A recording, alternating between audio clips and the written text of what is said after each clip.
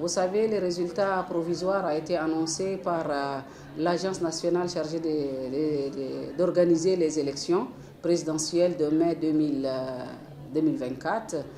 Les élections ont eu lieu du 4 au 6 mai et les résultats ont été publiés le 9 mai 2024.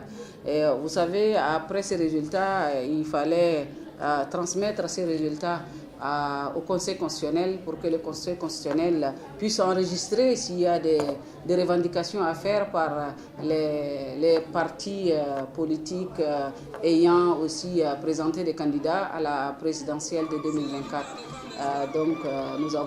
Le délai est déjà expiré et il faut maintenant donner le mot d'ordre aux militants de 230 partis politiques qui composent la coalition Tchad Uni.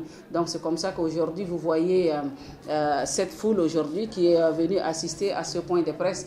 Hormis les hommes des médias, nous avons invité toutes les couches de la population ndjamenoise pour faire passer le message. Le message est le suivant. Le message est la préservation de la paix chèrement acquise. La paix n'a pas de prix et tout ce monde-là doit relayer ce message au niveau des ménages, au niveau des cérémonies, au niveau de tous les rassemblements qui peuvent avoir lieu au niveau de la ville de N'Djamena, c'est de parler de la paix. Vous savez, nous sommes entourés par des pays qui ont tous des problèmes. Quand je prends le cas de la Libye au nord, du Soudan à l'est, de la Centrafrique au sud et puis le Boko Haram à l'ouest. Donc ça veut dire que nous sommes un pays aussi fragile.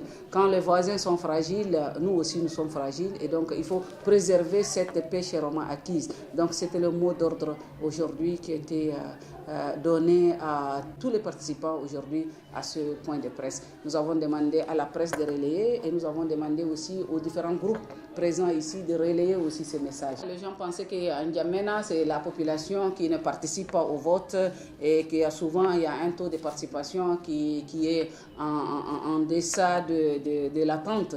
Mais cette année, c'était vraiment une surprise. Nous avons eu un taux de participation de plus de 77% et un score de 52,61% pour notre candidat de la coalition. Donc ça veut dire que nous sommes très satisfaits du résultat de la ville de N'Djamena, très très satisfaits. Et maintenant, nous avons demandé aussi aux différents groupes. Vous savez, le président de la République, quand il faisait sa campagne, sa tournée dans les 23 provinces, il avait annoncé des chantiers à exécuter pendant son mandat, des actions à entreprendre. Et donc, nous avons demandé aux jeunes, aux femmes, aux commerçants que chacun dans son coin doit tout faire pour que ces actions, ces chantiers soient mis en œuvre et que chacun puisse trouver son compte, surtout les femmes et les jeunes. Les jeunes veulent de l'emploi. Nous avons beaucoup de diplômés sans emploi et nous avons aussi dit aux jeunes de préparer leur dossier et qu'ils seront satisfaits d'un moment à l'autre pendant